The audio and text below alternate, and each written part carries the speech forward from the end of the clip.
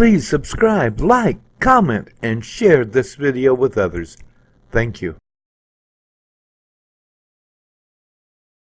The History of Human Hygiene by Remy Meigs, Part 1. Now, this is going to be several parts because there's so much history to cover besides what we're doing now. So it's very important I get all this information out to you. I am not going to tell you I am an expert in this field by any means, but I have studied it for years, not to mention I have a human experience. With that note, people have studied space aliens for years, and without evidence have become experts on them. So maybe I am an expert. Space alien experts should worry more about their hygiene, then maybe the aliens will come to Earth. The history of toilet paper is a short one, so let's look at your behind hygiene before that point, before we go on. Believe me, I'm going to show you some disgusting things, so be prepared. Before discussing humans, let's look at the animal kingdom. Who hasn't seen a dog wipe their behinds in grass or snow, or even on your expensive carpet? Many other animals, including cats, do the same thing, just not as noticeable. After all, they are not tame enough to photograph. Many animals have an anal gland. When this gets clogged, they will wipe themselves trying to loosen this on grass, dirt, snow, and even pine cones, as well as other things they can find. Bears have used trees, the same trees you hug.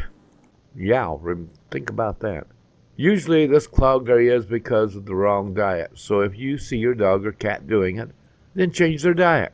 Humans are not the dumbest animals on Earth, although at least 1 billion qualify for the Darwin Award. From the beginning of man, whether you believe man is billions of years old or only 6,000 years old, they have noticed other animals wiping themselves on the grass, snow, and other things.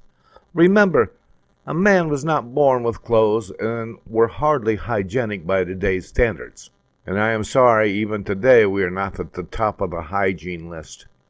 Maybe a disgusting thought to you, the most hygienic would be snakes and lizards. Let us look at the first human, Adam if you will, or Ugg if you do not. Whatever the name, he was not born a man. I mean, an adult. He couldn't have been, because scientifically and religiously, he had to be a boy, a little boy at that. I mean a tiny, helpless baby. That is the way of God, and science and religion cannot argue that. Well, they can, but only fools ignore logic. So the other animals had to care for this baby. Remember, we are taught that man and animals walked together in peace. So to keep the baby relatively clean, the animals had to use their tongues. That is great on a wolf pup, but what about a human? Gross. But it had to happen or the baby would be stinky and its skin would fall off sooner or later.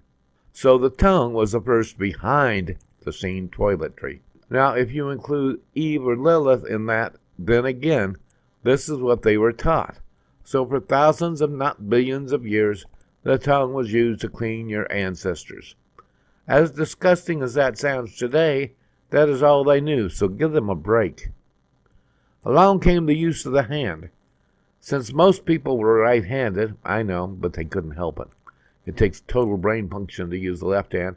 They decided that the hand could get rid of most of the leftovers. Now you know why your dad hates leftovers. That wasn't enough.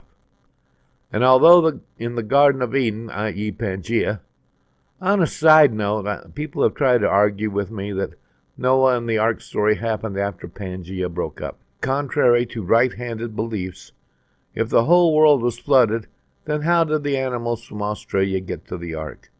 They sure didn't swim. So therefore, the breakup of Pangea had to be at the time of the flood story for the world to be encompassed by water. If you look at the dates of this, you will start to understand how long man has lived on Earth. Okay, back to the topic at hand. In some countries to this day, and although I can name them all, I won't, they still use this method to wipe their behinds. But, alas, that is not sanitary, and they have excrement on their hand. As you know from experience, it takes soap and water to get it off your hand. And those countries have a lack of water and soap to this day. Talk about unsanitary. Keeping in mind that this goes on to this day, in part 2 we will go forward a few years to the time of ancient Babylonia, before it was called Babylonia.